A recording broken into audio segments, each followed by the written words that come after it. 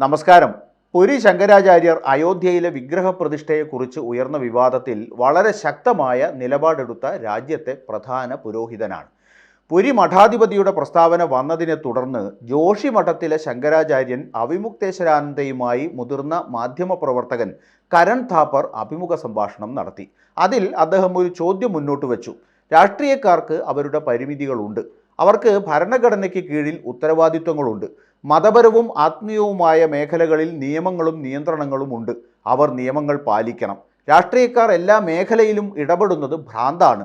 ഒരു മനുഷ്യൻ്റെ പേര് പ്രചരിപ്പിക്കുന്നതിന് ഈ നിയമങ്ങൾ മറികടക്കുന്നത് ദൈവത്തിനെതിരായ കലാപമാണ്. ഇത് പുരി മഠാധിപതി പറഞ്ഞതാണ്.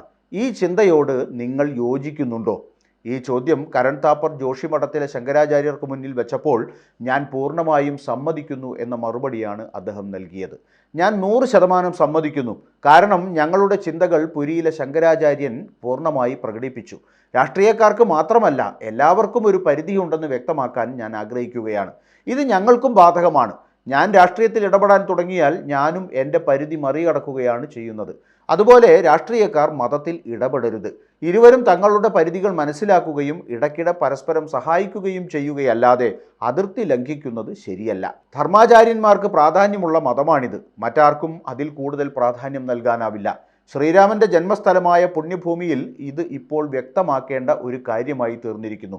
കാരണം അയോധ്യ വിഷയത്തിൽ ഇന്ന് കാണുന്ന പ്രവണത ഹിന്ദുമതത്തിന് ഹാനികരമാകാൻ സാധ്യതയുണ്ട്.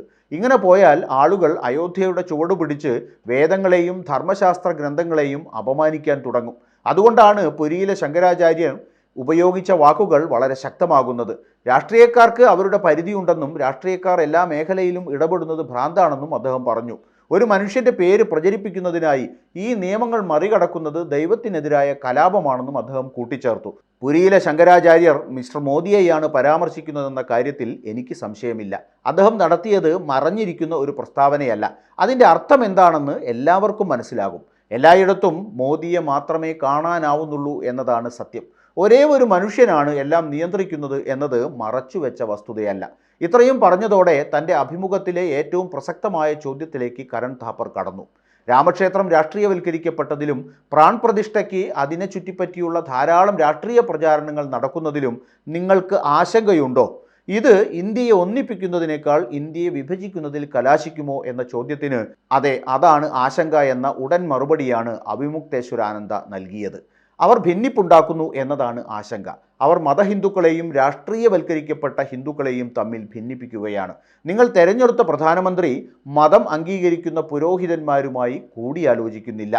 ഇന്ത്യയിലെ ഹിന്ദുക്കളെ മാത്രമല്ല, ഇന്ത്യയെ മൊത്തത്തിൽ ഏതെങ്കിലും വിധത്തിൽ ഒന്നിപ്പിക്കാൻ ഉത്തരവാദിയായ വ്യക്തിയിൽ നിന്നാണ് ഇത്തരത്തിലുള്ള വിഭജന വികാരം വരുന്നത്. അയോധ്യയിൽ ദേശീയ ക്ഷേത്രമാണ് പണിയുന്നത് എന്നാണ് പറഞ്ഞു കേട്ടിരുന്നത്. ഇങ്ങനെയാണോ നിങ്ങളൊരു ദേശീയ ക്ഷേത്രം ഉണ്ടാക്കുക? നിങ്ങൾ മതം നോക്കാതെ എല്ലാ ഇന്ത്യക്കാരെയും ഒന്നിപ്പിക്കേണ്ടതായിരുന്നു. അതിന് കഴിഞ്ഞില്ലെന്ന് മാത്രമല്ല, ഹിന്ദുക്കളെ തന്നെ ഭിന്നിപ്പിക്കാനാണ് നിങ്ങളിപ്പോൾ ശ്രമിക്കുന്നത്.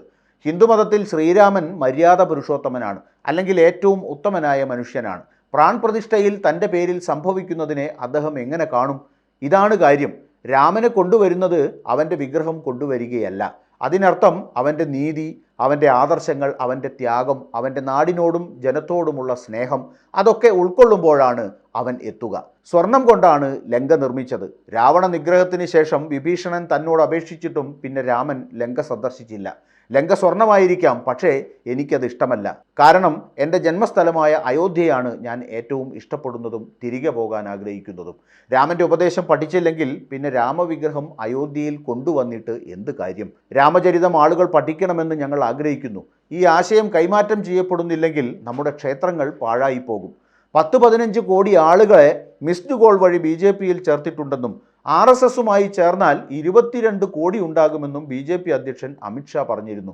അത് 25 കോടിയായി എന്ന് കണക്കാക്കിയാലും 100 കോടി ഹിന്ദുക്കളിൽ 25 കോടി അവർക്കൊപ്പമാണെങ്കിലും ബാക്കി 75 കോടിയും മതഹിന്ദുക്കളാണ്. വൃത്തികെട്ട രാഷ്ട്രീയത്തിൽ ഇടപെടുന്ന രാഷ്ട്രീയ ഹിന്ദുക്കളല്ല അവർ.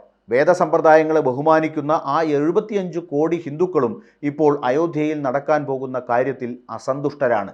രാഷ്ട്രീയവൽക്കരിക്കപ്പെട്ട ഹിന്ദുക്കൾക്ക് മാത്രമേ സന്തോഷമുള്ളൂ, മതഹിന്ദുക്കൾക്ക് അതൃപ്തിയുണ്ട്. അതുകൊണ്ട് പ്രധാനമന്ത്രി തന്നെ ഇക്കാര്യം കണക്കിലെടുത്ത് മറ്റൊരു തീയതിയിലേക്ക് ചടങ്ങുകൾ മാറ്റണമെന്ന് ഞങ്ങൾ ആഗ്രഹിക്കുന്നു. അങ്ങനെ ക്ഷേത്രം പൂർത്തീകരിക്കാനും വേദപ്രകാരം സ്ഥാപിക്കാനും കഴിയും എന്ന് പറഞ്ഞാണ് അവിമുക്തേശ്വരാനന്ദ കരൺ താപ്പർ നടത്തിയ അഭിമുഖം അവസാനിപ്പിക്കുന്നത്. ശങ്കരാചാര്യരുടെ വാക്കുകൾക്ക് വരും ദിവസങ്ങളിൽ വല്ല വിലയും കിട്ടുമോ എന്ന് കാത്തിരുന്ന് കാണാം.